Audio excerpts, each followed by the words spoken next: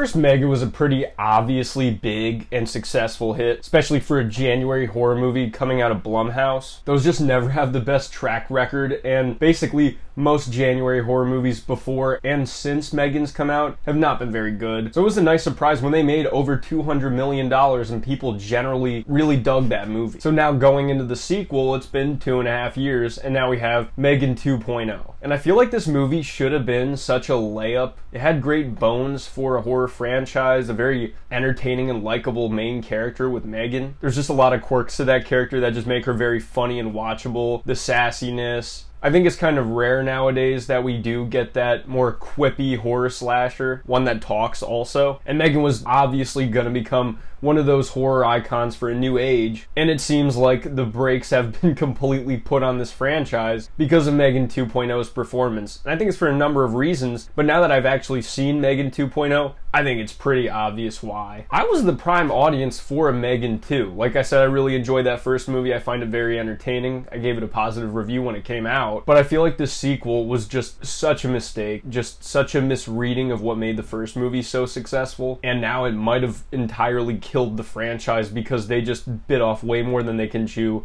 completely overstepped, and now that M3AN 2's flop, I don't know if they can really justify making a M3AN 3, which part of it is weird to me. Maybe there is still hope. It seems like Jason Blum recognized that there is a world where a M3AN 2 succeeded, but I just don't know why they would put it the week before Jurassic World and then Superman, and it's just a busy summer season where a movie like this isn't going to cut through, and then completely, shooing off the horror audience and going straight up for action and comedy, I think was a gigantic mistake, and I don't really like this movie that much. The parts with M3AN, I think, are very entertaining, but that's more of a fact of I like the character of M3AN. But the story built around her, I think, was just an entirely stupid mistake. I think it was just such a bad idea to completely abandon horror altogether, and then basically go all in on the Gen Z TikTok audience, which aren't going to sit through a 2-hour M3AN movie. That's another problem that I had with this movie. It's just so long. It easily should have just been a 90-minute M3AN movie. I don't entirely hate the idea of M3AN becoming good or being on the side against a evil robot that's more evil than her, or the greater good kind of being a factor in that, but you still need to have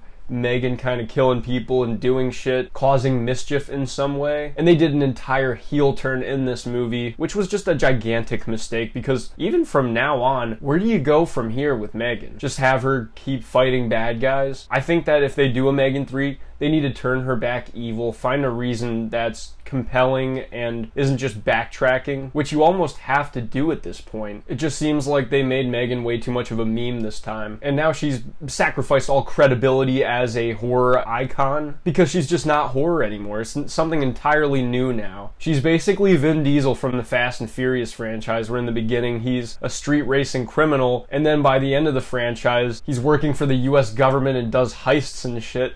Except at least with that, it at least took 4 movies to get to that. But no, M3AN 2 is just automatically a complete tonal whiplash from the first movie. And the thing is too, I feel like with the first movie, M3AN's sassiness and funny moments, they didn't feel manufactured or forced. And when I feel like they evaluated that first movie and what people thought was funny or what resonated with them, the dancing, the sassiness, they went all in a way that made it feel a little bit forced. I think that just did not benefit the movie at all to go that direction. And it genuinely is a bummer because that first movie has such great bones for a horror franchise, but it might just be completely dead in the water. We have a spin-off coming, Soulmate, which maybe there's some hope for that. Maybe we could get a M3AN versus Soulmate movie. That's maybe the direction I could see it, but that would also just basically be a copy of M3AN 2 because M3AN already faced a alternate robot, so I don't really know, besides just putting characters together, what you could do at this point. Chucky versus M3AN, maybe. But with how bad M3AN 2 flopped, I feel like I could see just nobody seeing any value in this franchise anymore. And that's kind of a crazy thing because the first movie was such a mega hit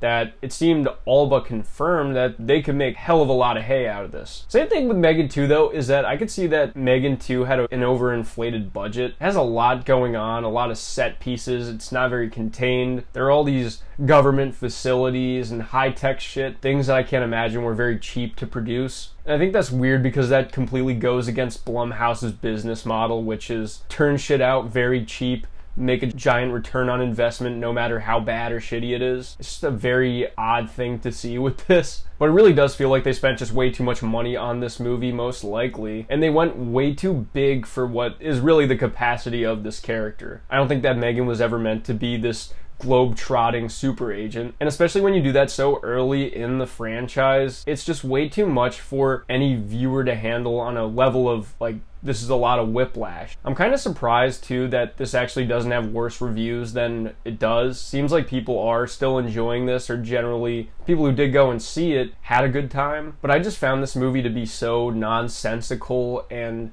just deviated way too much from what worked about that first movie. I really don't fully understand the plot. Like, I feel like as I was going through the motions of the movie, I was trying to think like why are they there? Why is this happening? And I couldn't really like put it together. And I mean, a movie like this shouldn't have that complicated of a plot, especially when you're trying to appeal to TikTok people where they have a very low attention span. They don't want to follow a complicated plot. But this movie can be very thick on plot sometimes and explaining things, weird government shit that I think nobody really cares about, too much cutting away from Megan herself. If you just made a 90-minute thrilling Megan movie, even if it was kind of just the same plot, just cut out a lot of excess fat, there's a good time to be had there. I still don't think it would have been successful for a number of reasons. Like I said, still abandoning horror and placing it in a season where it doesn't belong. All I'm saying is that if they just made a straightforward Megan 2 that was a horror movie again, put it in February, I can guarantee it would have made at least $100 million. And if it had like a $10 million budget or whatever, that's 10 times your investment. And that's assuming too that it only makes half of what the first movie made. So it would still be a runaway gigantic success, even if it's diminishing returns overall. I just think that they made so many ill-conceived decisions regarding this movie that it ultimately just had a botched release. I really don't see the value in taking this turn with the franchise, especially when your core audience is horror. Like, I feel like the people that really pushed it were horror fans. They like to give a lot of credit to the TikTok generation, the dancing,